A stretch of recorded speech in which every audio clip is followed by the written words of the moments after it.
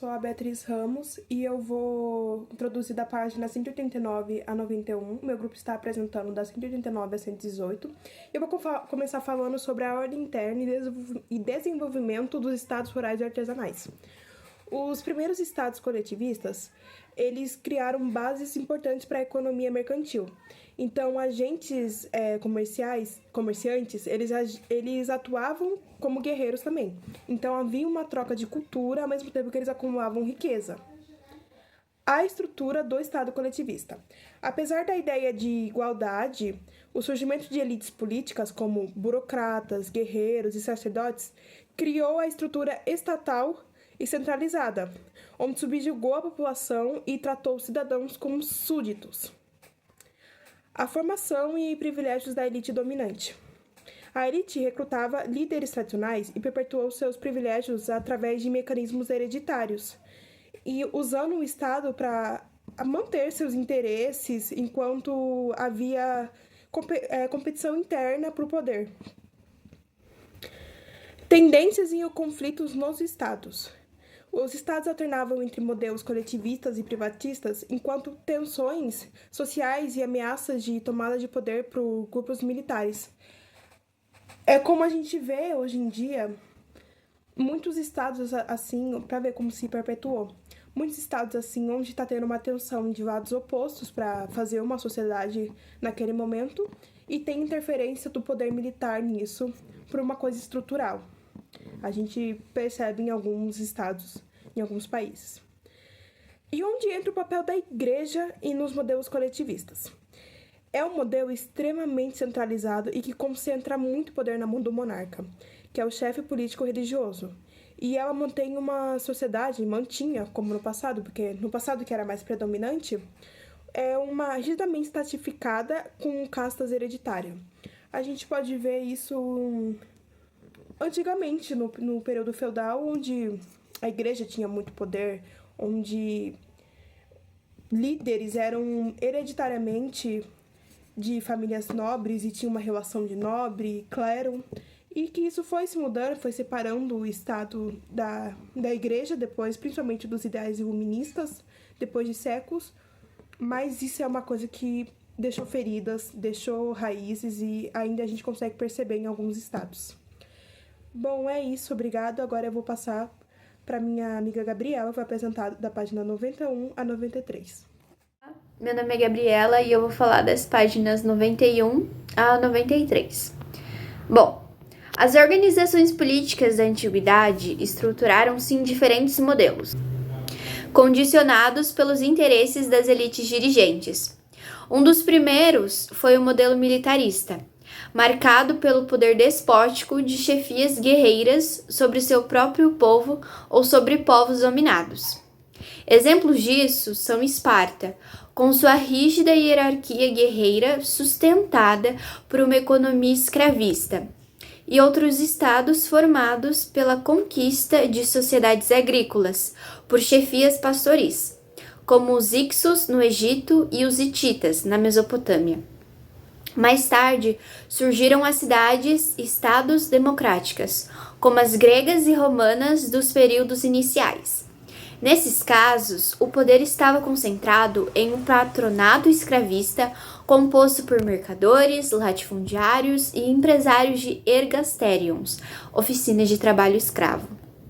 Apesar de substituírem critérios hereditários por formas mais hereditárias ou igualitárias de recrutamento para os cargos dirigentes, essas cidades-estados permaneceram limitadas ao âmbito das elites proprietárias, enquanto a maioria da população, plebe e escravizados, permanecia excluída dos direitos políticos e sociais. Essas democracias eram instáveis, frequentemente degenerando em tiranias devido às tensões sociais internas e à oposição irreconciliável entre as pequenas camadas de cidadãos proprietários e o restante da população. Além disso, esses sistemas tendiam a criar instituições formais de controle social e repreensão, o que fortalecia novamente essas tendências militaristas e conduzia a regimes autoritários, como citados anteriormente. Uma característica marcante desses modelos políticos era a ausência de dominação sacerdotal e de castas rígidas, e a presença de camadas médias urbanas que favoreciam maior liberdade intelectual e artística, possibilitando o florescimento cultural em certos períodos. De forma geral, todas essas formas de organização política, tanto militaristas quanto democráticas ou teocráticas, funcionaram como mecanismos de controle social, subordinando o progresso econômico e tecnológico aos interesses das elites dominantes. A expansão da produtividade, que desde a Revolução Urbana vinha crescendo com os avanços tecnológicos, passou a ser condicionada à manutenção da desigualdade social.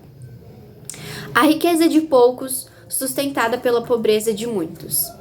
A abundância de mão de obra escravizada ou servil, tanto nos modelos coletivistas quanto privatistas, desestimulava muito inovações tecnológicas, o que explica porque os avanços dos 2 milênios anteriores a 3000 a.C. foram mais expressivos do que os 2 milênios seguintes. A Revolução Urbana, embora potencialmente libertadora pela promessa de fartura, na prática significou a ampliação da escravidão e da vassalagem. O aumento populacional, favorecido pela agricultura, e a integração de povos conquistados e escravizados por meio da deculturação e assimilação criaram novas etnias e estados expansionistas. Esses, ao entrarem em conflito, deram origem a sucessivos impérios e ciclos de dominação e queda. Muitas vezes, povos dominados assimilavam as tecnologias e estruturas de seus senhores, amadureciam elas e as derrubavam, instaurando idades obscuras ou sistemas proto-feudais, até que novas potências surgissem ou outro processo civilizatório se estabelecesse. Ao longo de 10 milênios de Revolução Agrícola e 6 milênios de Revolução Urbana, esses processos transformaram profundamente todas as sociedades humanas, inclusive aquelas que resistiram à integração, mas que ainda assim sofreram os efeitos indiretos das mudanças econômicas, sociais e culturais provocadas por esses grandes ciclos históricos. Muito obrigada, e esse é o entendimento que eu tive sobre essas páginas do livro Processo Civilizatório, de Darcy Ribeiro. A Revolução Urbana, apesar do seu potencial inicial, ela só criou verdadeiros estados instáveis.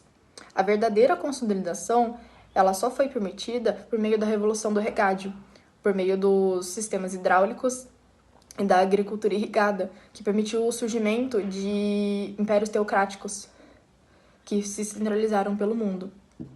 As civilizações se destacaram por meio do aumento da produção agrícola, a especialização do trabalho, o crescimento populacional, os avanços tecnológicos e a expansão comercial e da guerra, o que permitiu uma nova era para a evolução. Yasmin Carmelo, e eu vou apresentar da página 100 a 102, onde os impérios teocráticos do Regádio, como da Mesopotâmia ou Império Azteca, surgiu em uma forma muito organizada e centralizada de governo. Esses impérios dependiam de grandes obras públicas, como sistemas de irrigação, canais, estradas e templos. E para coordenar tudo isso, foi necessário criar uma burocracia muito complexa. Inicialmente, essa organização era liderada por sacerdotes, que com o tempo foi se especializando, se tornando mais técnica e até mais laica. E formou-se uma verdadeira classe burocrática, muito próxima da nobreza e do clero. Essa burocracia passou a cuidar de tudo, tipo planejamento de obras, cobranças de tributos, administração de terras, até o controle de produtos e distribuição de alimentos. Além disso, surgiu uma classe militar profissional, que foi criada para proteger esses povos agrícolas contra ataques externos e mais tarde passou a liderar guerras de conquista. Esses militares se tornaram uma força independente, com ambições próprias, e isso fez com que o poder deixasse de ser exclusivamente religioso e passasse a depender também de uma força bruta, que aumentou o despotismo. Apesar da exploração, a dominação tinha um certo sentido coletivo, onde os tributos e os trabalhos forçados não eram apenas para enriquecer os indivíduos, mas também para manter os serviços essenciais à coletividade, tipo as obras públicas, a defesa militar, a produção de ferramentas e até a educação. Mesmo os cativos, em muitos desses casos, podiam viver em comunidade, manter seus costumes e até serem integrados no império com alguma autonomia. Essa organização toda que se sustentava na ideia de que o poder era sagrado, os reis e os sacerdotes, vistos como os representantes dos deuses, conseguiam mobilizar a população com base de valores religiosos. A fé era usada como instrumento e obediência de organização social. Por fim, Darcy Ribeiro mostra que essa estrutura, embora muito autoritária, não era apenas opressiva, ela também garantia certa estabilidade e integração social e permitia que os funcionamentos da sociedade, extremamente complexas para a sua época. Bom dia, meu nome é Pedro Aguiar e eu irei falar um pouco sobre as páginas 103 a 105 do livro Processo Civilizatório de Darcy Ribeiro. Bom, no primeiro tópico sobre essas páginas temos o Egito e a Mesopotâmia dominando a agricultura irrigada da época. Mas o que seria agricultura irrigada? A agricultura irrigada é a ação, o ato de jogar água intencionalmente nas plantações. Isso ajudava a aumentar a produtividade e um pouco da segurança alimentar. E isso aí simulava um pouco das chuvas. Então, consequentemente, ia ajudar as plantações, sim. Mas isso também exigia uma grande organização coletiva, pois também na época era tudo mais braçal, né? Não tínhamos como a tecnologia de hoje em dia. E, bom, essas duas culturas eram teossocráticas. O que seria a cultura teocrática? A cultura teocrática é onde as suas leis e políticas da região são baseadas na própria religião da cultura. E tudo nessa época não tinha presidente ou governador, sim os templos onde eram deles que se controlava tudo. Controlavam a lei, a educação, a política, se controlavam tudo. E bom, apesar dos grandes construções e avanços, essas sociedades eram sustentadas por trabalho forçado. Sim, trabalho escravo da época. Escravo. Sim, era forçado por milhões de camponeses. E o saber, o poder, o saber, os grandes conhecimentos da época estavam concentrados principalmente nas elites religiosas e o militarismo, com os militares.